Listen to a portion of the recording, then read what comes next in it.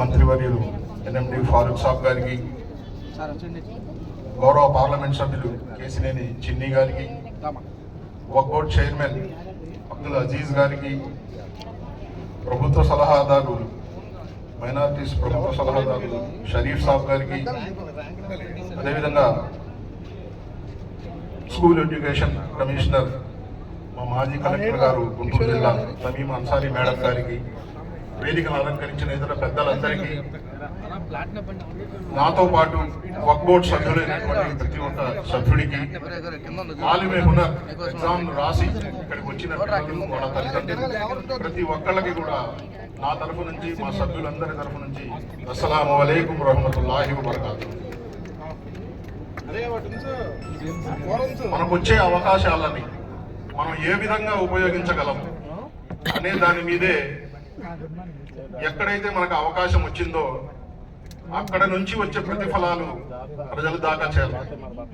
అలా వచ్చిన ఆలోచన మా గౌరవ చైర్మన్ గారు అబ్దుల్ అజీజ్ గారు, మన పిల్లలకి మనం చదివిద్దాము, నాకు ఒక ఆలోచన ఉంది, దీనికి మీ సలహా ఏంటి అని మా వక్ఫ్ బోర్డ్ మీటింగ్లో సభ్యులందరి ముందు పెట్టినప్పుడు, ఇంతకు ముందు ఎలా ఉండేది ఏంటి మనకు ఒక ఐడియా లేదు, కానీ ఉన్నటువంటి ప్రతి ఒక్క సభ్యులు ఏ ఒక్కరు కూడా వితౌట్ డౌట్స్ మీకు మేము పూర్తి సహకారం అందిస్తామండి, మీరు ఏ చర్య తీసుకున్నా కూడా మేమందరం మీకు వెన్నట్టు ఉంటామని మేము ఆయన ఆ రోజు అండగా ఉండడం. వాస్తవంగా ఒక సంవత్సరం ముందే తాలిమే హునర్ ప్రోగ్రామ్ మనం స్టార్ట్ చేయాల్సింది, కానీ అప్పుడు సెంట్రల్ గవర్నమెంట్ మార్చినటువంటి యాక్ట్స్ ప్రకారం అప్పటికప్పుడు ఇది పెట్టుకొని కూర్చుంటే ఇబ్బంది అయినా అనే ఉద్దేశం, అదేవిధంగా నిధులు సమకూర్చుకోవడానికి సమయం కూడా తక్కువ ఉంది కాబట్టి ఈ సంవత్సరం మొదలు పెట్టడం జరిగింది.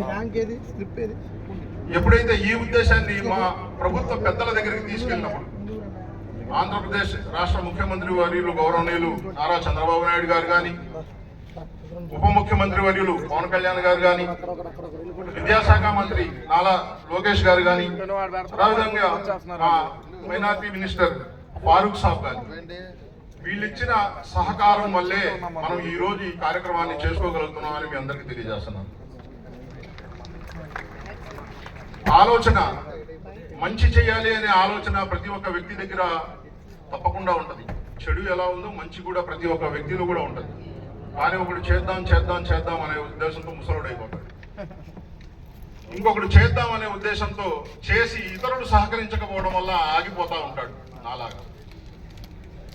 ఇంకొకళ్ళ ఆలోచన ఎవరు తోడు వచ్చినా రాకపోయినా నేను చెయ్యాలి అనుకున్న మంచిని చేసి చూపించాలి అని ప్రయత్నిస్తారు మా చైర్మన్ అబ్దుల్ అజీజ్ గారి లాగా.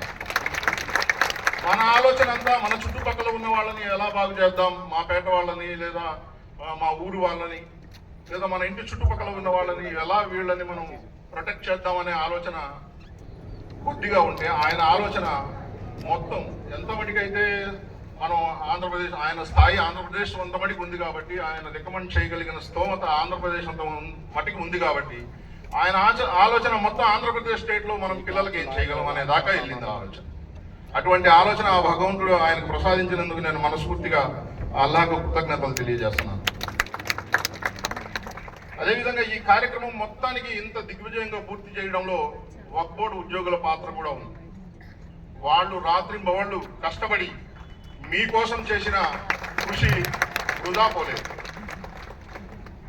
అదేవిధంగా మీరు ఏ విధంగా అయితే ఈరోజు 590 మార్కులు 595 మార్కులు వచ్చినాయి, వాటిలో పాస్ అయ్యామని మీరు ఆనందపడుతూ చదువుకోవడానికి వెళ్తున్నారో, మీరు ప్రతి ఒక్కళ్ళు గుర్తుపెట్టుకోవాల్సింది, నేను మాటల సందర్భంలో చైర్మన్ గారితో డిస్కషన్ జరుగుతున్నప్పుడు, 6వ తరగతి నుంచి ఇంటర్నేషనల్ స్కూల్స్లో చదివిన పిల్లలతో రేపు మీరు పోటీ పడాలి.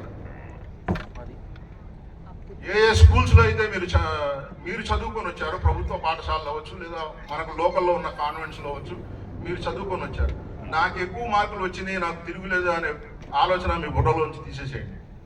మీరు పోటీ పడవలసింది ఇంకా చాలా ఉంది. వాళ్ళని మీరు ఎదుర్కోవాలి లేదా చదువులో వాళ్ళని ఢీకొట్టాలి అంటే మీలో ఉన్న అహంకారాన్ని, నాకంటే ఎవరు చదవగలరులే అనే ఆలోచనని తీసేయాలి.